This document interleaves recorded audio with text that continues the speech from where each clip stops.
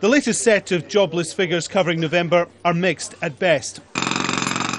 Employment grew faster than expected. The impact of Superstorm Sandy less than many feared.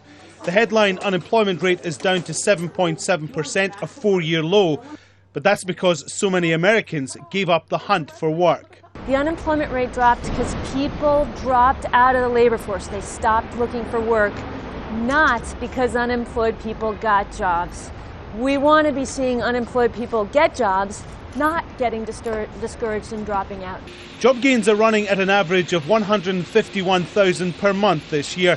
Economists say that figure needs to be around 200,000 to make a difference. While the jobless figures will have little impact on the current discussions about reducing America's budget deficit, the so-called fiscal cliff talks, the fiscal cliff is having an impact on the jobless figures. Because there is so much uncertainty, a real fear no deal will be reached, sparking huge tax increases and large government spending cuts, then employers are reluctant to add anyone to their payroll.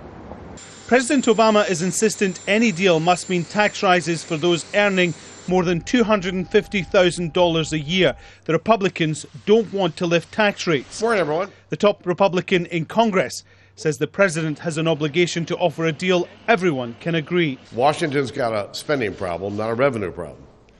If the president doesn't agree with our proposal, I believe that he's got an obligation to families and small businesses to offer a plan of his own, a plan that can pass both chambers of the Congress.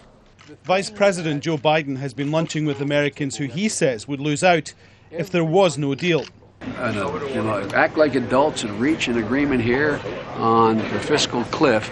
The upside is much higher even than the downside is if we don't. If there's no deal, experts say the US economy could be thrown back into recession, and the inroads made on the unemployment figures over the last 4 years could be quickly wiped out. Alan Fisher, Al Jazeera, Washington.